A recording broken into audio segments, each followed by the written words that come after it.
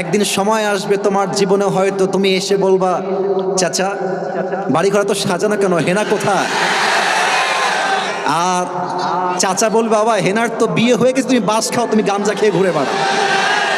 এটা আমি তোমাদেরকে মন প্রাণ থেকে বলছি, যুবক ভাইরা অলওয়েজ মাথায় রাখবা, পুরুষ মানুষ যতদিন টাকা কামাই করতে পারে সবার কাছে প্রিয় থাকে, আর যেই দিনে টাকা কামাই বন্ধ হয়ে যায় আপন মানুষগুলো সব পর হয়ে যায়। টাকা কামাই করো হালাল ভাবে, অনেক বেশি ব্যবসা করো, চাকরি করো, উদ্যোগ নাও জীবনে। যদি মায়ের কাছে সেরা সন্তান হতে চাও, যদি বাবার কাছে সেরা সন্তান হতে চাও, যদি তুমি তোমার স্ত্রীর কাছে সেরা স্বামী হতে চাও, যদি তুমি তোমার সন্তানের কাছে সবচেয়ে প্রিয় বাবা হতে চাও, তুমি যদি বোনের কাছে সবচেয়ে প্রিয় ভাই হতে চাও, টাকা কামাই করা ছাড়া কোনো গতি নাই যুবক ভাইরা। বলো বলো বলো।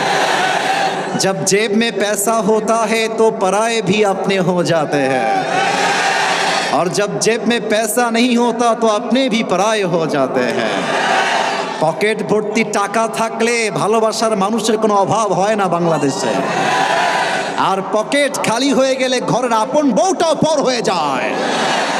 এজন্য আমি মাঝে মাঝে বলি, जब जेब में हो पैसे तो लोग पूछते हैं तुम हो कैसे, और जब तुम हो जाओगे कंगाल कोई पूछने नहीं आएगा तुम्हारा हाल।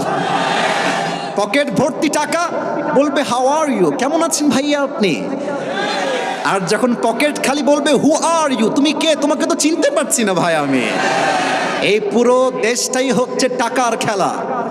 এই টাকার জন্য হাজার হাজার যুবক তার পছন্দের মেয়েকে বাংলাদেশে বিয়ে করতে পারে না, এবং এই টাকার জন্য আমি মেয়েদেরকে অসম্মান করে কথা বলছি না, সব মেয়েকে আমি আসিফ এক পাল্লায় মাপি না। অনেক মেয়ে টাকা দেখলে